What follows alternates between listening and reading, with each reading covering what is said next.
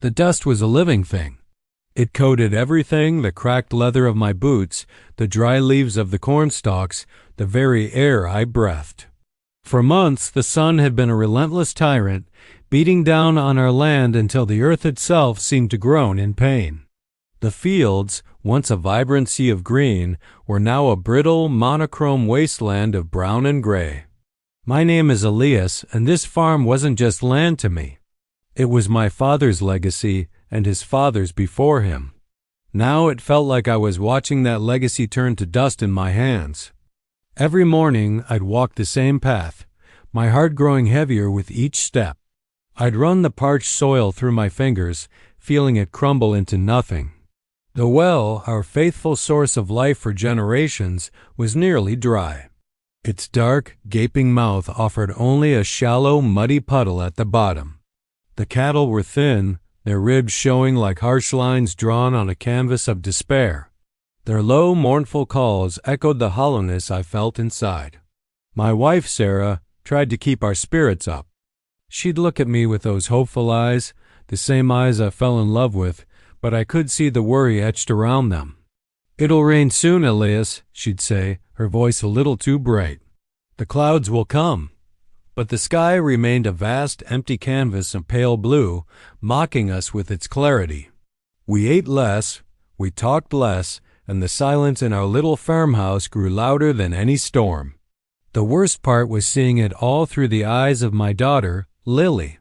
She was 6, a whirlwind of sunshine and laughter, but even her light was starting to dim. She didn't understand the complexities of debt or foreclosure, but she understood that the animals were thirsty and her father's smile had vanished. She would follow me on my morning walks, her small hand in mine, her little brow furrowed in concentration as she looked from my face to the barren fields. "Daddy," she asked one morning, her voice small, "why are the flowers sleeping so long?" I didn't have an answer. I just squeezed her hand, a lump forming in my throat. The thought of giving up had started as a whisper in the back of my mind, a traitorous little thought I'd push away. But soon, that whisper became a roar. The bank sent another letter. Our neighbors, the Hendersons, had already sold their land and moved away. Every sign pointed to the end of the road. One evening, after a particularly grueling day of watching my crops wither, I sat on the porch, my head in my hands. Sarah sat beside me, placing a gentle hand on my back. I finally said the words aloud. I think it's over, Sarah. I can't fight this anymore. We've lost." The words tasted like ash in my mouth. She didn't argue. She just pulled me closer, and we sat there as the sun set, painting the dusty sky in shades of orange and purple. A beautiful funeral for my dying dream. The next day felt different. It was the day I had decided to call the bank to begin the process of surrender. The air was thick with a sense of finality. I was avoiding the fields, avoiding the accusing eyes of the wilting sunflowers. I found myself wandering towards the old oak tree at the edge of our property, the one my grandfather had planted. It was a place I went to think, a place of memories. Lily, oblivious to the weight on my shoulders, was already there. She was playing one of her favorite games. She had a collection of smooth, gray stones she called her dowsing stones.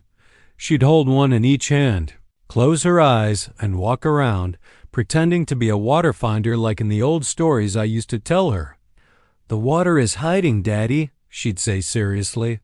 "But my stones will find it." Usually, I'd smile at her innocence. But today, it felt like a cruel joke. I sat down heavily against the trunk of the old oak, watching her. She walked in slow, deliberate circles, her little arms outstretched, her face a mask of concentration. "Getting warmer, warmer," she mumbled to herself. I closed my eyes, wanting to shut out the world. I thought about the auction, the strangers walking over my land, picking apart my life. I thought about leaving, about finding work in the city, a life I couldn't even imagine. Suddenly, Lily's excited shriek pierced my thoughts. "Daddy! Daddy, I found it! The water is here!" I opened my eyes, annoyed. "Lily, honey, it's just a game. I said, my voice tired. But she was jumping up and down, pointing frantically at a patch of ground a few yards away, partially hidden by an overgrown thicket of wild blackberry bush. "No, listen," she insisted. "The stones told me. It's right here." To humor her, and maybe to delay the inevitable phone call for just a few more minutes, I stood up and walked over. The ground looked no different from any other patch of dry, cracked earth. It was littered with old leaves and rocks. "See, Lily?" "There's nothing here," I said gently. But she dropped to her knees and started digging at the ground with her bare hands, pushing aside a cluster of flat, moss-covered stones. "Help me, Daddy. It's sleeping under the rocks." Something in her unwavering conviction made me pause. I knelt beside her. The stones she was trying to move were larger than they looked. They were flat, almost like paving stones, but they were half buried and covered in moss and dirt. It looked like they'd been there for 100 years. Curiosity piqued. I grabbed the edge of one. It was heavy. I grunted, putting my back into it, and managed to pry it loose. Underneath was nothing but more compacted dirt. I sighed. "See? Just dirt." But Lily wasn't discouraged. "The other one, Daddy." "The other one." She pointed to the stone next to it. I looked closer. This one seemed different. It had a strange, almost perfectly round hole carved into its center, just big enough to fit a couple of fingers. It looked like a handle. A forgotten detail from one of my grandfather as stories flickered in my mind, something about a hidden cistern or a settler's well that was sealed up when the main well was dug. He'd called it a family secret, a story I dismissed as an old man's tall tale. My heart began to beat a little faster. This couldn't be it, could it? With a surge of adrenaline I hadn't felt in months, I hooked my fingers into the hole and pulled. It resisted, sealed tight by years of dirt and neglect. "Come on." I grunted, pulling with all my might. Lily was right beside me, pushing with her tiny hands. With a great groan of stone against earth, the rock shifted. It wasn't just a rock. It was a capstone, a heavy, circular lid. As I heaved it to the side, a waft of cool, damp air rose up to meet us. It smelled of deep earth and stone and water. I peered into the darkness. It wasn't a gaping maw like our main well. It was a narrow, stone-lined shaft, and at the bottom, not too far down, something shimmered.